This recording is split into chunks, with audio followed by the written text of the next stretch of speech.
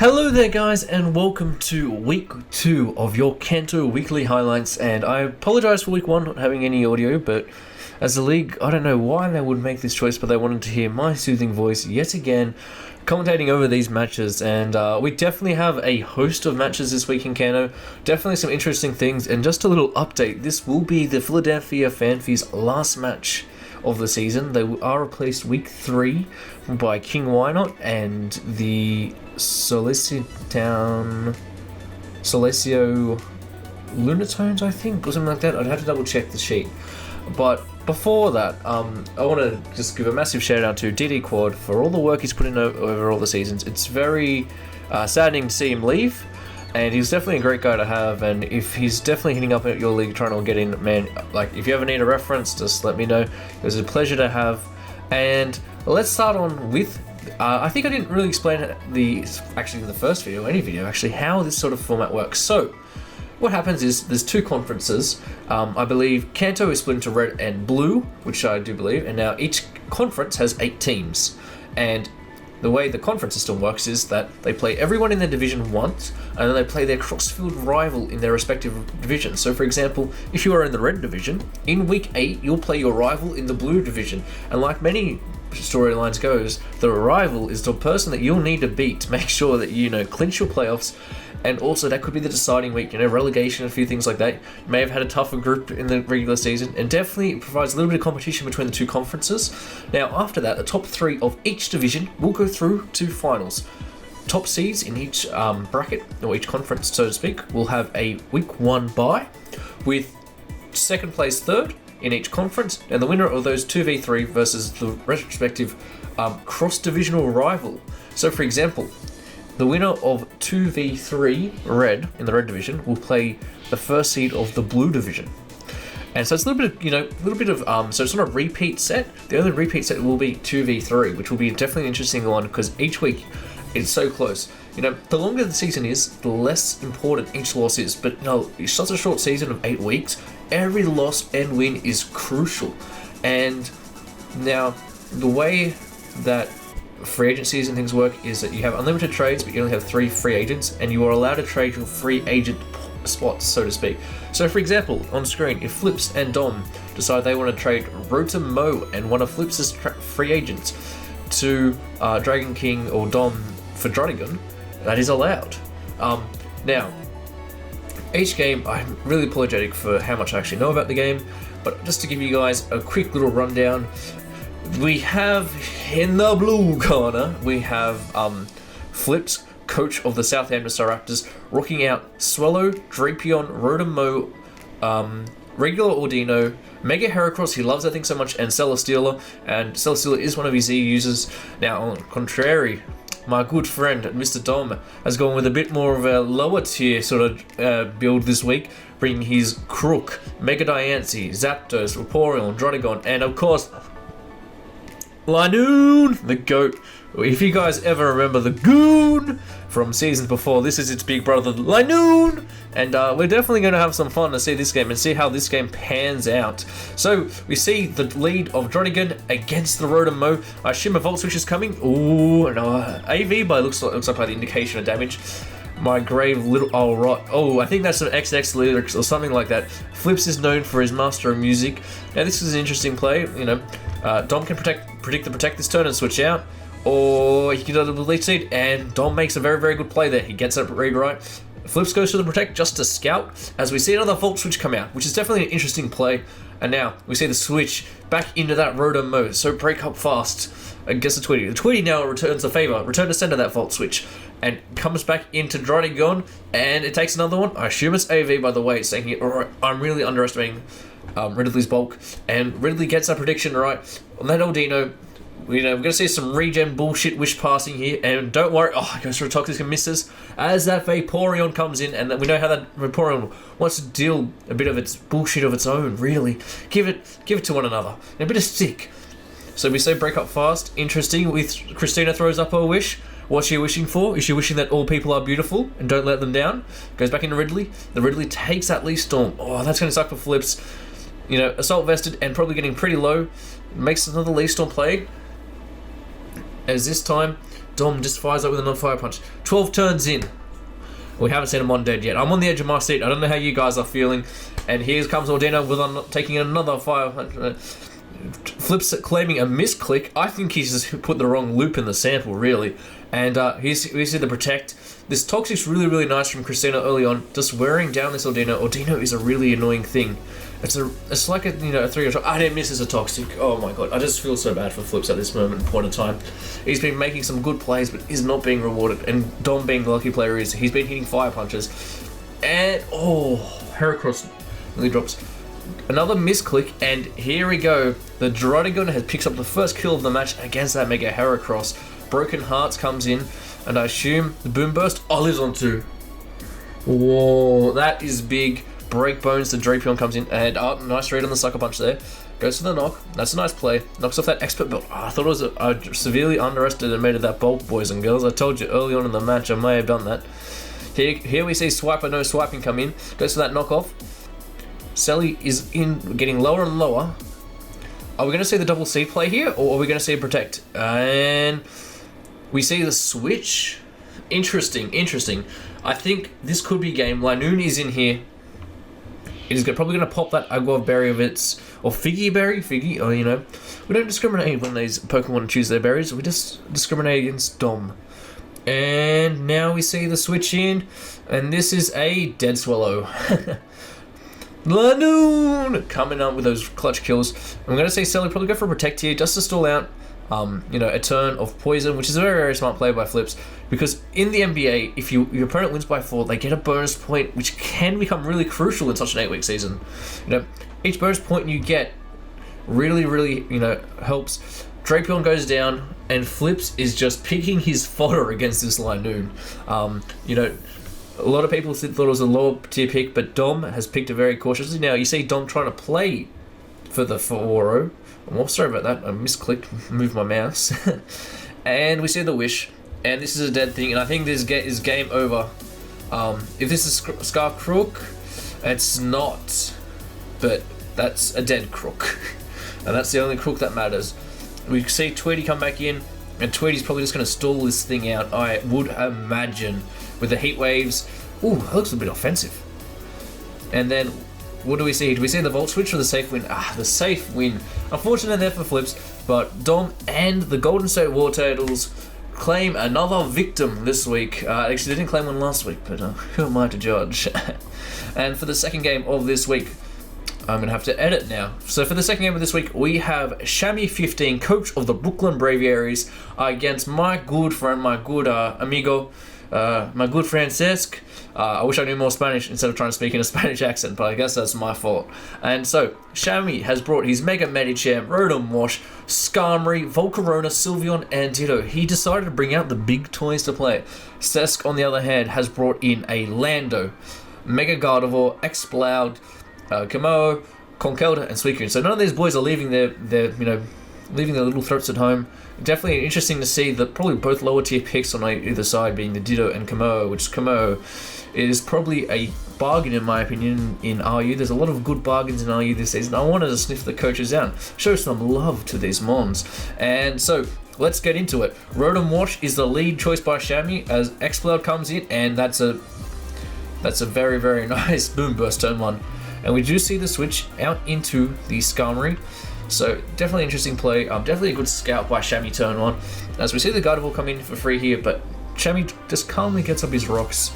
And we see the Ditto come in, and we see the Ditto take base ability, which means that I think it was synchronized. It does not get that Pixelate. Goes to that Hyper Voice on the Volcarona, and let's see how Volcarona goes. Quiver Dance. I do believe a Psyshock will kill here, and that's a dead Volcarona. Sad face for Shammy. Now here comes in the Mega Medicham, one of his favorite Pokemon in format. Let's see what it can do. The Fake Out, nice. You gotta respect those plays. Goes for a Protect here, trying to scout, as he does go for that HJK. That's definitely something that's gonna hinder the Medicham later on in the match, because it's just such a good little strategy there. Vincoon being such a popular set in OU these days. Sylveon comes back in. Suicune just goes for the cart mind here, as the Sylveon just clicks Wish, really. What else does it really need to do here? It's probably going to go He's just gonna help his Rotom friend out, but the Rotom friend is dead to this Suicune. He. Medicham goes to the fake out here, into the Suicune, goes to the HJK, and that's a dead Suicune. That's definitely gonna be a big thing. Explode comes in here, and the double priority from the Medicham coming in clutch. Lando T comes in here. You know, definitely allowing this Medicham just come back in for free every single time is definitely hindering it. And we see the Stealth Rocks finally come up. And these rocks can be big because they do limit Chammy's team, especially the Skarmory, which I think is the biggest threat. We see the SD play here, which is probably crucial. Oh, it's interesting to see the switch out by Cess there. Definitely an interesting play. Things like Smackdown or Stone Edge I would have more seen coming. But that's alright. Skarm now just goes hard back into Sylveon as he goes to the power up punch. This probably most likely be Assault Vest. So you would imagine take one, and it does, as the Rock Slide comes out, probably predicting that Skarmory to come in. And that can cost him a little bit of momentum here. He switches back out, he switches into the Kamo, which could be a really good set. Soundproof really does help. It does turn it into Dragon Dance fodder. But let's see what he goes down into. He goes down into Skarmory, goes for the sub. And what are we going to see from Cess? The legendary belly drum sub Salic comes out from Cess. As we do see the Brave Bird by the Skarmory. And this could be very, very interesting. We see the Shammy sack his Sylveon here and goes out into Medicham yet again, as Medicham is probably going to click Fake Out, and it picks up kill number 3 of the match, if you guys have been paying attention. Mega Medi comes in, Ice Punches the guard. Interesting. Gotta respect those plays. We see the Hyper Voice come out in here. Just narrowly misses out on that KO on Ditto. As he goes back into Kamo as it dies to a Psyshock. Oh no, I must have got my statistics wrong. And now, Skarmory. This is something I've got to update on the dock. Skarmory comes back in on the Landorus. This could be pivotal. This could be a pivotal moment. As the rocks are set back up. Now this can really help. And also can play a little bit of limitation to an extent. Makes a nice double out there by Sesk into Skarmory. And I do believe Thunderbolt does pick it off, but he does choose to sack the Ditto to rocks. A very, very respectable play. Medicham comes back in. And let's see if the prediction game's on point, and it is. Mega Gardevoir comes back in and cannot kill with a Bullet Punch or HJK, so it has to switch out into the Skarmory. Gardevoir does get that critical hit, that ever-present critical hit, and that's a dead Skarmory, and he comes back in the Medicham. The Medicham clicks Fake Out, and this is a wrap. This is a winner chicken dinner Shammy, and Mega Medicham I do believe was the MVP of the week, picking up 5 kills, and that is a very impressive feat in its own. Next up we have DD Quad. As I said, this is DD's last match in the NBA for this season, unfortunately, against one of the new guys, John W, I do believe. John W does coach the dang it, why do I have mind blanks? DD Quad is coach of the Philadelphia Fanphies. And I know John coaches the Keldios. Indiana Keldios. Now John has brought Victini, Mega Blastoise, Nilihiglu, which Nilihiglu at the moment is one of the I think more underrated mons in format. Z Dragonite, Tangrowth, and Piloswine, whereas DD has brought Steelix, Politoed, Decidueye, Poliwrath, Fortress, and Golisopod. Politoed does come in. And this is a game that's going to start underway. Probably one of the best rain counter mons, being a Tangrowth, is here on the field. And we do see turn 1. Now Volt Switch, very, very nice play by DD. You know, DD is known for his battling ability.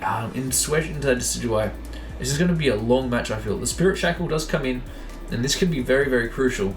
Because looking at his damage, Tangrowth can't really run recovery. So essentially it's a dead Tangrowth here. And DD can just roost up on it and constantly roost up on it, because as I said, it cannot escape. I think that's why Spirit Shackle and Anchor Shots are probably 2 of the better moves in the game from this gen in terms of trapping and stall breaking, because it does mean that you can't switch out after 5 turns. You can switch out. You can't switch out at all. And now we see the Nilihulu coming back in. He goes hard in Fortress here, as we do see a T-Spike lead, which could be very, very handy in terms of match. But DD fires off his own Spike. Predicting the Over-Predict makes a very, very nice play. Goes for that Volt Switch on the Victini as that Golisopod comes in. People are going to kill me for my pronunciation. I apologise to all. You know, that Aquajet comes, which is going to be very, very handy. Surprise no first impression, but here we see a Dark Pulse, Pulpasec Glissopods, emergency exit into that Decidueye, and Decidueye can probably kill here with a Leaf Blade. John, knowing that, has probably decided to preserve it, and you know, it just breaks the multi-scale, which is, I think, very, very underappreciated, because it does mean that if it was DD, things like Poliwrath could revenge in rain. And now we see the Politoed come back in, and it's going to be very, very scary. But that T-Spike does limit it, makes a very, very nice double out into the Fortress as the Scald comes out and drops that Fortress from that Mega Blastoise. Golisopod comes in, and a critical first impression. I don't know how much that mattered, but let's just pretend it mattered for all hope's sake. Then we see the Steelix come back in. I assume this is Banded Dragonite, just by the way it's been played. I don't know if I'm really a fan of that set, but here comes the Steelix with its rocks and spikes, which is a very, very nice hazard limitation approach taken by DD, as it really limits John's team. Things like Victini, you know, being forced only in 3 times, and as we mentioned the Victini, it does come in. The Blue Flare in the rain, and the Roar comes back out again. Back in a Banded Dragonite, and that's a death. You know, this Politoed is coming back in every single time, and this is where we come and see the Z-Fly Dragonite up in the air, on these float holes, and then we see an Ice Punch from Poliwrath KOing the Dragonite. Now we see the, you know, I think Poliwrath cleans here, which is a very, very good use of Poliwrath. Poliwrath is definitely an underappreciated Pokemon. If I have ever seen one, it's such a good threat, in my opinion. It does so much work that people just sleep on it sometimes. And Poliwrath then gets another kill, and it's down to Nihilego. Let's see what it can do. Can it outpace the Poliwrath with the Carassel? It does! That's a crucial kill here. It's going to come down to rocks, and the rocks become crucial as Nihilego takes another life and takes another soul, my friends. Next up, if it loads. I think I'm missing a game. I'm just going to check the spread quickly. It's going to have to be edited down.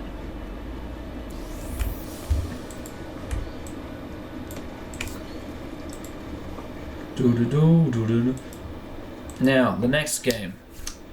We have the one, the myth, the legend, Techno striking himself, previous NBA champion, against our off-season captain, champion of the off-season, which was Hale and his Perth Persians against Base Tech, or Techno Strike, and his Carolina. Repeat after me, Berg. Carolina, not Carolina. And Base Tech and his, I believe, Garchomp, Umbreon, Clefable, Xurkitree, Crobat, Blasters. I think it is Mega Garchomp, whereas Fardy has brought the myth, the man, the legend, Mr. Guzzlord, Terrakion, Nidoking, Heatran, Zygarde, 50%, Zygarde Snick, and Mega Absol, which is, I think, a very, very clutch pick in RU. Definitely that RU2 had a lot of gems this generation or this season. So, we see the Pika Knight. As people know, Techno loves naming his mons after his, I think it's Clash Royale characters, if I'm not mistaken. We see a Moonblast come out. That's going to be very little handy. And very unfortunate for Hale there. Now, if he is doing the TTM Jolt thing, he does have a Poison Gem, but that's a Focus Blast that he hits. Baton Pass, very, very good use. Goes back out into Clefable, and it really appears that Hale is very, very weak to this Clef. My name Clef. Sludge Wave comes out, and that's a very, very nice little chunk. And I think that might be Banded Crobat. He does, you know, I think I've seen Techno, no Life Orb Crobat. Techno is probably one of the best uses of Crobat I've seen in a while. Subterrakion, the Bluff. You know, this could definitely pick up a few kills here, but it depends on Techno's team. Close combat, and it doesn't even drop the Blastoise. This is why I say, boys and girls, Blastoise, regular Blastoise is one of the better Blastoise. I don't know what I was really going to say there. Couldn't articulate my point. As we do see another exchange, and an Iron Tail miss. That is so unfortunate for my man Hale. He is now forced to pop his air balloon on the Clefable. As we now see the Mega Minion come back in. I think it's going to go for HP ground. It does not kill, but as you know, as we say, that chip damage is crucial. And unfortunately for Hale, he does go for that taunt play. Now it'll be interesting to see what Tech does. Tech sacks off his Crobat, not making that really nice predict there. You know, it would have died anyway. And now, I think it's Scarf Chomp or Mega Garchomp can come back in for free. No, it's Scarf Chomp. Draco Meteor. And whoopsie daisy, he did not Mega Evolve turn 1. And we are Mega Evolving turn 1 for one of the first seasons in the NBA. As we do see the mix get a kill. How does this Absol fare? I wonder who it is over there. And that is the Mega Absol taking a lovely kill. Goes to that Iron Tail, and that's where the first Iron Tail misses suck so much for Hale. You know, this Absol may have been able to like clean or do a bit of damage, but the man, the myth, the legend, the Guzzlord himself. You know, whoopsie daisy. And this could be AV. Just pick up another nice kill. As we say, if you can limit your opponent from taking up that extra bonus point win, it is so crucial. But now the Electro Wizard takes the game. I don't know if this. I think this is a Scarf. I'd hope it's Scarf. I don't like being wrong, really. Now, next game. We have my boy Squaw and his Denver Don fans against Falcon and his Kentucky Fried Torchics. And this is a very interesting game because this leads to Squaw dropping his Tapu Lele week 3. But Tapu Lele, as I said, Mammoth one. Dolmine's Mega Sceptile, the my boy Terminator GX and Raikou against Falcon's team of Mega Lopunny, Wobbuffet. And that's good to see, you know, match the Sticks v Jolt. Which is better, Terminator GX or that Wobbuffet? You have the Florges, you have Volcanion, you have Latios, and you have that my boy Hard Body Registeel. So let's get right now. It leads off with a Wobbuffet.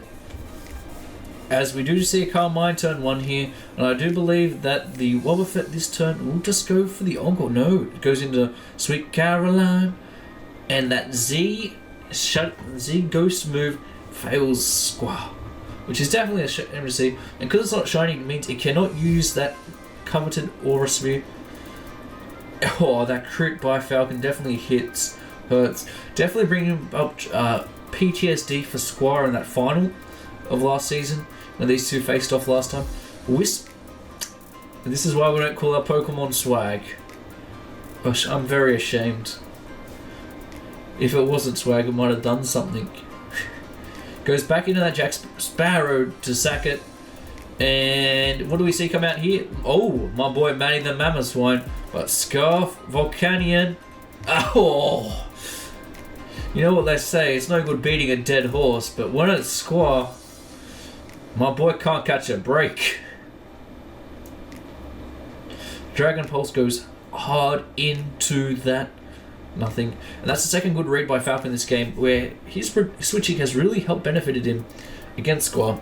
As we now see the Swag come back in. The style is back. Mr. Swag is back. Moonblast comes out again.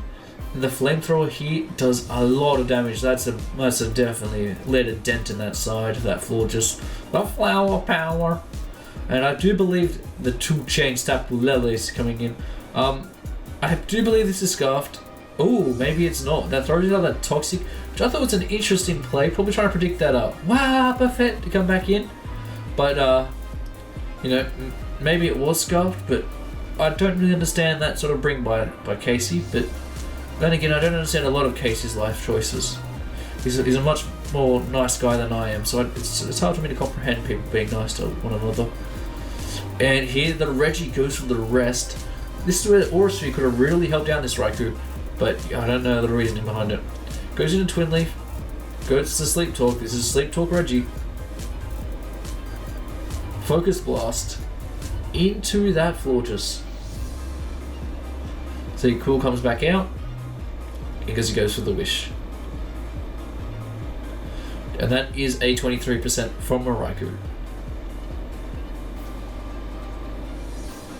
2 Chains comes back out. Ooh, so close. Hillbell comes in. My body is Reggie has woken up. Well, pretty scared of the Wobbuffet coming in. He switches out into the Tapu Lele. And now the Wobbuffet comes back in. This could definitely be scary. As Squire reveals that it has all offensive moves, and this is over. The boy Wobbuffet has taken the game for Falcon. And that's definitely a shame to see. Tapu Lele 2 Chains comes back in. As Squire led down a final ferocious... Oh, what did I say? I'm just making up words at this point. I do apologise for that. Letting out his final last words of, "Oh, I suck," with I can only respond with penis. Dang, I probably should be a little bit more professional in these videos. But oh well. Next up, we have probably the most anticipated match of this week. My boy, Just, coach of the Angels of Behem, which shoot through the stars, and quad weather. As Burb was dumb during draft, so there was only 3 weathers. But Juice taught me how to count to 4, and for that I'm very grateful for that. Against Golden Centurion and Carson. Carson is bringing the most coveted Mega Metagross, which is believed to be cursed by him, the man ace himself. A12 and his Diggersby, Melodic, Rotom Dragalge, Superior, and my boy Throw. I still have nightmares about that Throw. I think it was Mayo one season brought it against me, and I still can't sleep at night. And next up on Eustace's side, we have Mespirit, Thundy Eye, Scizor, Kingdra, or Mega Scizor by the way, Pelipper, and my boy Sawsbuck. So we see the Mespirit come out first against Zips. Probably Scarf Mespirit, and it misses a Toxic. That could be crucial. But Optimus Prime comes in, and Optimus Prime is going to hit something hard. Interesting to see no Pursuit, but the double trouble. Mespirit comes back in, and he drops to a crit. Carson, if I was you, man, just take it all into the casino, man, and put it all on black. Mate, with that luck, I get a feel for my boy. Broly comes in, John the Pelipper.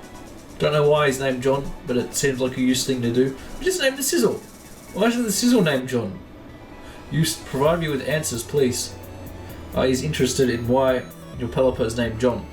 But he does make a good read there as John. Is it named after No Johns? The Long Johns. He's making plays. The Sizzle comes back in. The Fire Punch. Oof. And I do believe on this turn, Eustace is really revealed of how unlucky he is getting Fire Punch burned. Sometimes I wonder, how unlucky can a man be? Sucks it has to be you, man, but it's better you than me. That's all I gotta say. He comes back, John. Come on, No Johns. And knocks off the Damp Rock, I do believe. U-turn. What's he going out into? Kingdra.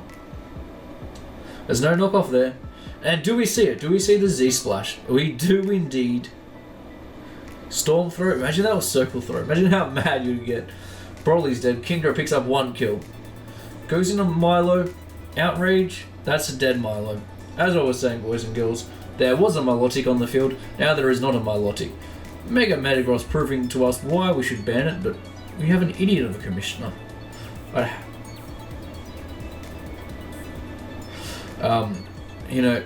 Carson again getting lucky. I feel so bad for Yost. He puts time and time and effort in every week, every game, and this is how it's done. I wonder why this is called Steve. I wonder if they're named after GBA coaches. Let me know in the comments. And the Sap Sipper and my boy Steve does what he could not do in the GBA season and pick up a kill with a Sawsbuck. Optimus Prime. Bullet Punch.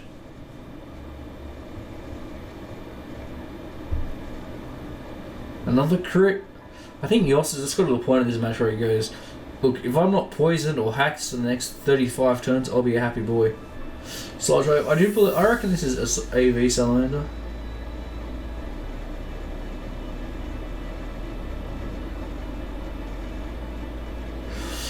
Thunderbolt does kill, and what do we see from the Dragalge?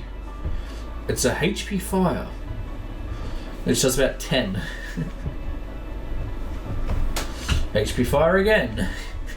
This is going to be a long, drawn-out match. What is going to happen here? Yost looks like to be in the driving seat, but what is going to happen this next turn? The Draco does kill it, and that does bring another unlucky loss to my boy Yost. That sucks to see, man, but it is Mons. But hopefully next time, clean a match. Definitely a cool team to see. Definitely some really cool text that I appreciate seeing. And I wonder why you named your Pelipper John. Next up, we have my boy, my son, Thondino, bringing coach of the Knoxville Kartanas against the man, the myth, the legend, the one in the shadows, Mace Master.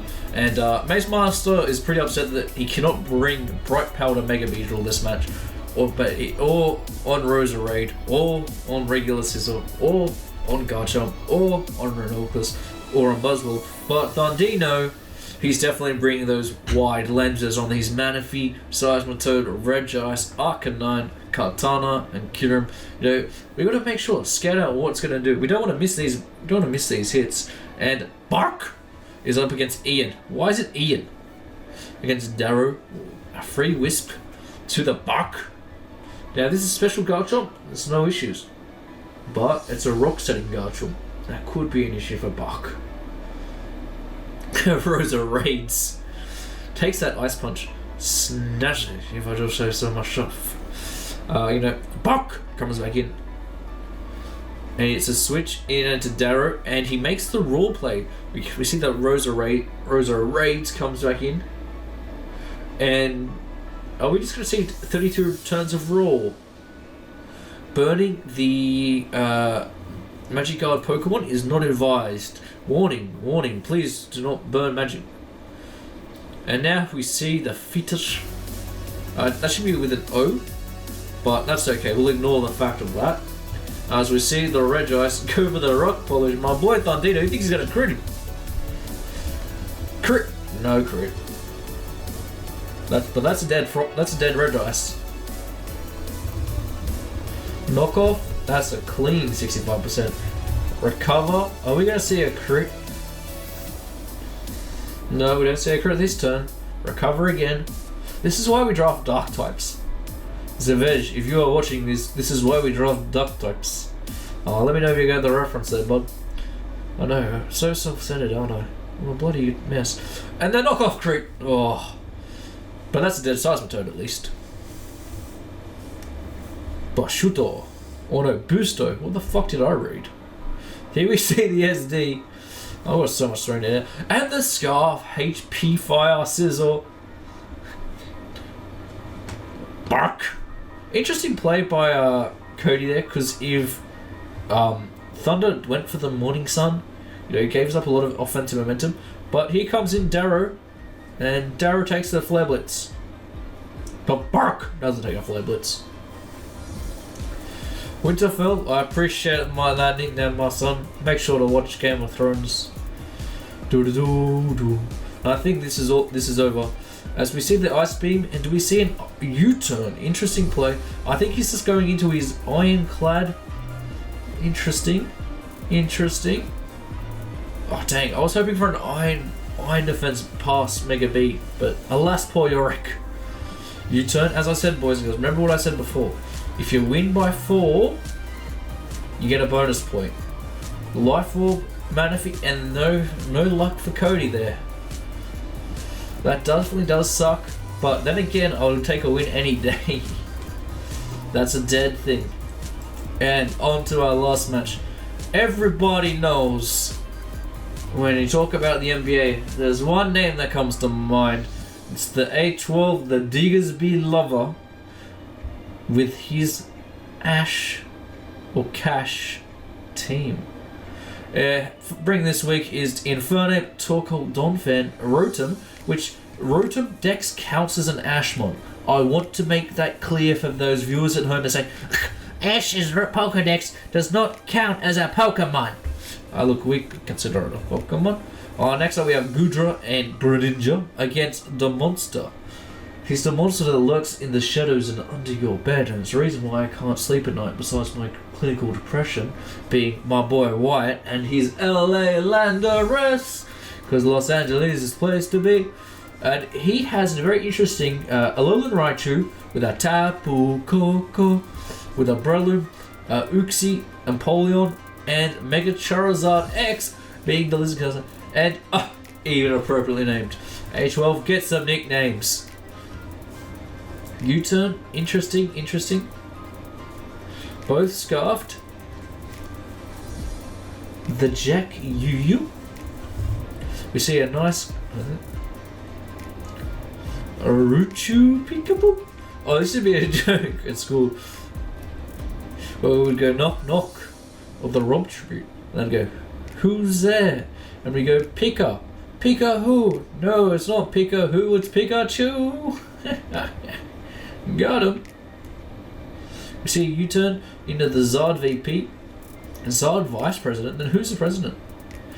Mega Evolving first turn is compulsory in the NBA, especially when you have these threats like Mega Charizard. We see the Roost, and we see a crit. He can't catch a break. Maybe we should call this Donphan Buster Blader, because it is the... No, dang, it doesn't destroy Drake monsters. Dang it, what am I saying? We do see a very nice rest tech by A12. A12 is known for making games last 150 turns, and that's why we have the 100 turn clause here, and specifically to keep A12 in check. Ooh, an SD, very nice. People who are fans of TTM Jolt will know how much of a monster this thing is, and that's a nice Volt Switch there, picking up some crucial damage into the Torkoal. 1 bullet seed hit. Let's count them, boys. 2 bullet seed hits. 3, 4, 5. And that's what we call a title-winning Breloom. 5 hits. We see the Rotom come back in, and it drops to a Shadow Ball. But what is going to be the next one coming in? It is that Zard. It is the Zard in the sun. Whoa! Rotom, please. If it was Flame Charge, it could have been more scary. Greninja comes back in, goes back out into I'm in love with Tapu Koko. Goes for that nice lash, so it's a physical Greninja. And we could see some heat coming in. A nasty plot, a Alolan Raichu does 62% to a Goodra. But that's right. Psyshock comes out. Goodra comes back in. Goes to the serve. Very nice play. I can appreciate that take. H12 just trying to stall out the electric terrain turns. But it looks like this Pikachu is... not Pikachu. This Raichu is going to get at least 2 kills, which is definitely something cool to see. Alolan Raichu is not a mon you see every day. Greninja comes back in. As we see the Zard sack. Interesting. I can respect that.